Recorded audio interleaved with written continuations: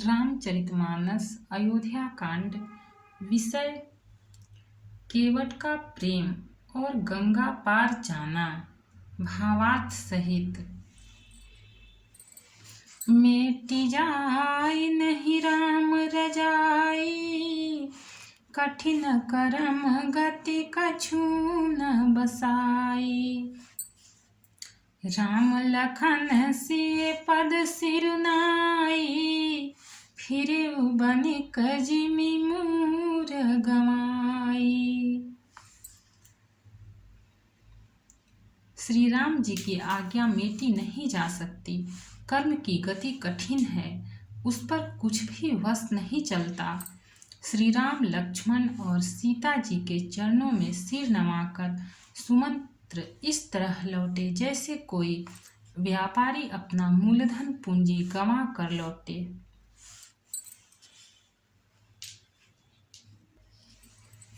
दोहा।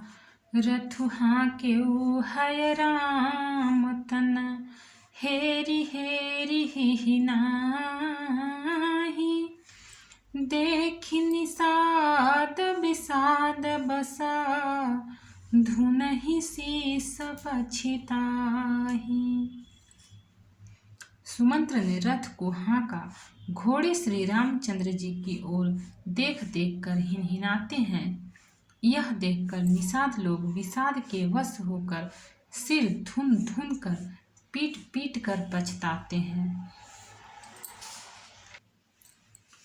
जासु वियोग विकल पशु ऐसे, प्रजा मातु पितु जियाहि कैसे।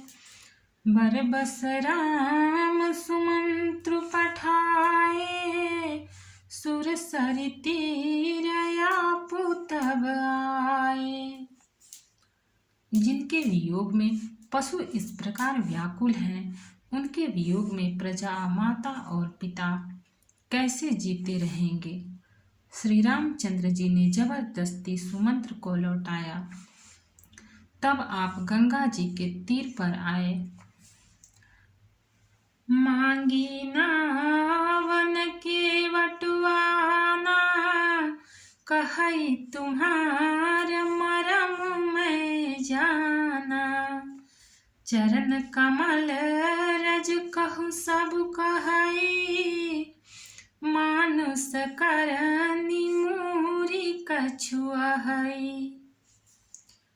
श्री राम ने केवट से नाव मांगी, वह लाता नहीं। वह कहने लगा, मैंने तुम्हारा मर्म भेद जान लिया। तुम्हारे चरण कमलों की धूल के लिए सब लोग कहते हैं कि वह मनुष्य बना देने वाली कोई जड़ी है।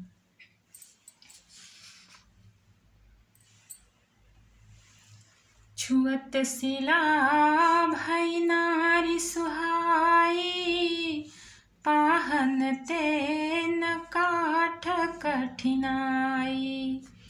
तरन्यु मुनि घरनी होई जाई, बाट परई मोहि नाव उड़ाई।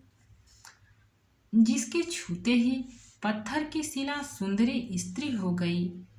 मेरी नाव तो काठ की है, काठ पत्थर से कठोर तो होता नहीं। मेरी नाव भी मुनि की स्त्री हो जाएगी और इस प्रकार मेरी नाव उड़ जाएगी। मैं लुट जाऊंगा अथवा रास्ता रुक जाएगा, जिससे आप पार न हो सकेंगे और मेरी रोजी मारी जाएगी। मेरी कमाने खाने की राह ही मारी जाएगी। एहि प्रतिपालऊं सब परिवारु, नहीं जानऊं कछु और कबारू। जो प्रभु पार अवसिगा चहहूँ, मोहि पद पदुम पखारन कहूँ। मैं तो इसी नाव से सारे परिवार का पालन पोषण करता हूँ, दूसरा कोई धंधा नहीं जानता। हे प्रभु, यदि तुम अवश्य ही पार जाना चाहते हो तो मुझे पहले अपने चरण कमल पखारने धो लेने के लिए कह दो। छंद। पद कमल धोई चढ़ाई नावन नाथ उतराई चहाँ मोहि राम राउरियान दशरथ सपथ सब साची कहूँ बरु तीर मारहूँ लखन पे जब लगी न पाय पखारी हम तब लगी न तुलसीदास नाथ कृपाल पार उतारी हम। हे नाथ, मैं चरण कमल धोकर आप लोगों को नाव पर चढ़ा लूँगा। मैं आपसे कुछ उतराई नहीं चाहता।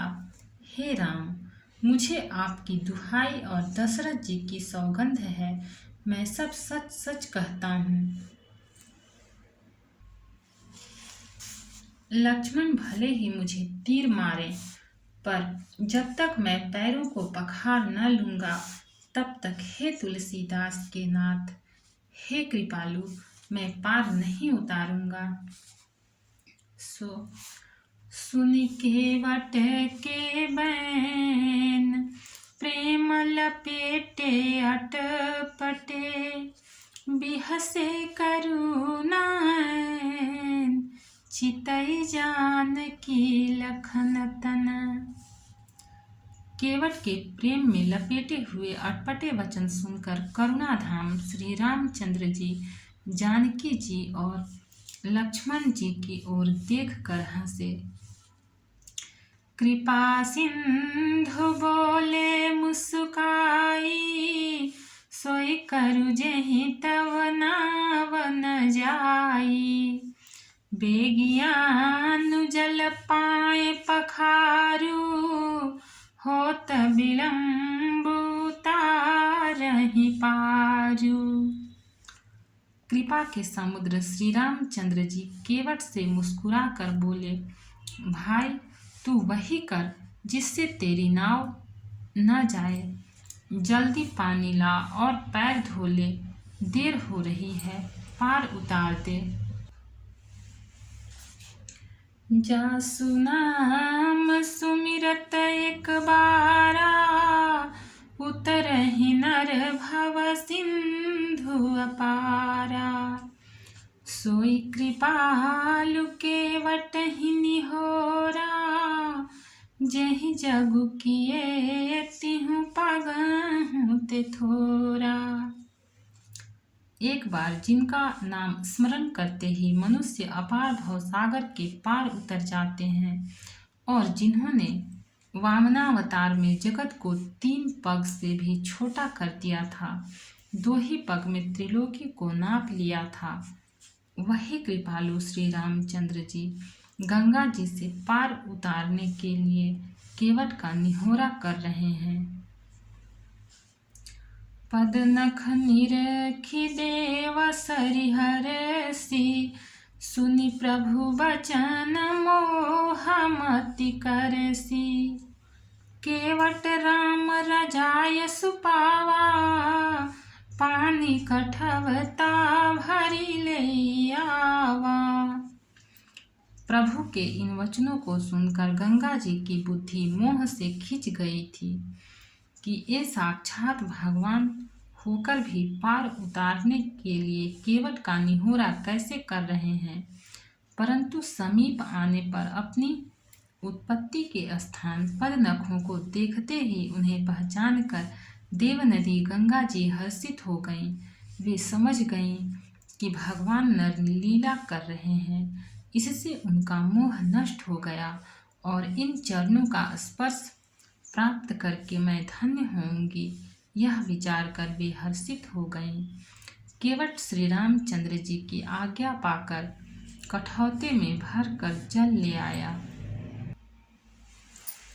अति आनंद उमगी अनुरागा चरण सरोज पखारन लागा बरसी सुमन सुर सकल सिहाही एहि सम पुण्य पुंज को नाही। अत्यंत आनंद और प्रेम में उमंग कर वह भगवान के चरण कमल धोने लगा। सब देवता फूल बरसाकर सिहाने लगे कि इसके समान पुण्य की राशि कोई नहीं है। दोहा। पद पखारी जलपान करी आप सहित परिवार, पितर पार करि प्रभु ही पुनि मुदित गयो ले पार। चरणों को धोकर और सारे परिवार सहित स्वयं उस जल चरणोदक को पीकर पहले उस महान पुण्य के द्वारा और अपने पितरों को भवसागर से पार कर फिर आनंद पूर्वक प्रभु श्री रामचंद्र को गंगा जी के पार ले गया। उतरी ठाढ़ भय सुर शरीरेता, सिए राम गुहलखन समेता। केवट उतरी दंडवत कीन्हा, प्रभु ही सकुचय ही नहीं कछु दीन्हा। निषाद राज और लक्ष्मण जी सहित श्री सीता जी और श्री रामचंद्र जी नाव से उतरकर गंगा जी की रेत बालू में खड़े हो गए। तब केवट ने उतरकर दंडवत की। उसको दंडवत करते देखकर प्रभु को संकोच हुआ कि इसको कुछ दिया नहीं। पियहि की से जान निहारी, मनि मुदरी मन मुदित उतारी। कहे कृपाल लेहि उतराई, केवट चरण गहे अकुलाई। पति के हृदय की जानने वाली सीता जी ने आनंद भरे मन से अपनी रत्न जड़ित अंगूठी अंगुली से उतारी। कृपालु श्री रामचंद्र जी ने केवट से कहा, नाव की उतराई लो। केवट ने व्याकुल होकर चरण पकड़ लिए। नाथ आज मैं काह न पावा, मिटे दोष दुख दारिद दावा। बहुत काल मैं कीन्ही मजूरी, आज दीन विधि बनी भली भूरी। उसने कहा, हे नाथ, आज मैंने क्या नहीं पाया। मेरे दोष दुख और दरिद्रता की आग आज बुझ गई है। मैंने बहुत समय तक मजदूरी की। विधाता ने आज बहुत अच्छी भरपूर मजदूरी दे दी। अब कछु नाथ न चाहिए मोरे, दीन दयाल अनुग्रह तोरे। फिरती बार मोहि जो देवा, सो प्रसाद मैं सिर धरि लेबा। हे नाथ, हे दीनदयाल, आपकी कृपा से अब मुझे कुछ नहीं चाहिए। लौटती बार आप मुझे जो कुछ देंगे वह प्रसाद मैं सिर चढ़ा कर लूँगा। दोहा। बहुत कीन्ह प्रभु लखान सिए, नहीं कछु केवट ले। विदा कीन्ह करुणायतना, भगति विमल बरु देई। प्रभु श्री राम जी, लक्ष्मण जी और सीता जी ने बहुत आग्रह या यत्न किया, पर केवट कुछ नहीं लेता। तब करुणा के धाम भगवान श्री रामचंद्र जी ने निर्मल भक्ति का वरदान देकर उसे विदा किया।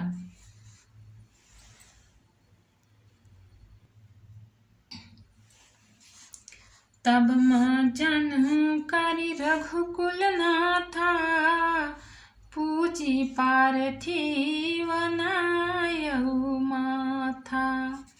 सिए सुर सरे ही कहे कर जोरी, मातु मनोरथ पुरऊ बिमोरी।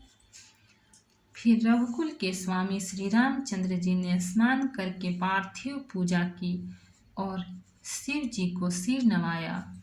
सीता जी ने हाथ जोड़कर गंगा जी से कहा, हे माता, मेरा मनोरथ पूरा कीजिएगा।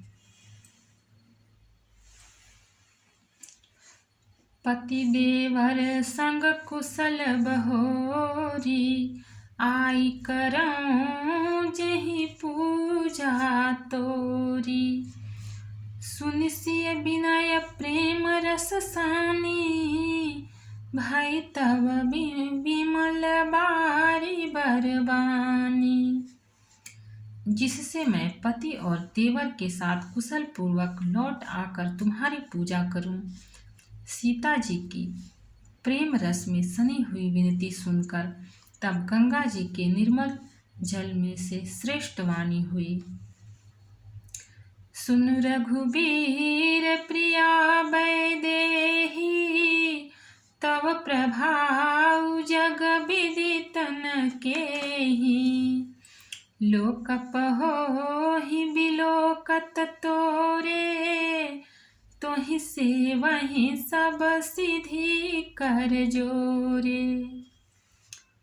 हे रघुवीर की प्रियतमा जानकी, सुनो, तुम्हारा प्रभाव जगत में किसे नहीं मालूम है।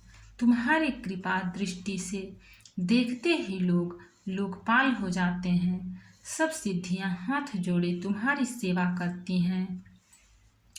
तुम जो हमहि बड़ी विनय सुनाई, कृपा कीन्हि मोहि दीन्हि बड़ाई। तदपि देवी मैं देवी असीसा, सफल हो नहीं निज भागीसा। तुमने जो मुझको बड़ी विनती सुनाई, यह तो मुझ पर कृपा की और मुझे बड़ाई दी है, तो भी हे देवी, मैं अपनी वाणी सफल होने के लिए तुम्हें आशीर्वाद दूंगी। भक्त और भगवान की जय। चैनल को लाइक, सब्सक्राइब और शेयर करें। कमेंट में जय सिया राम लिखें। इसके आगे का पाठ आगे का एपिसोड में मिलेगा।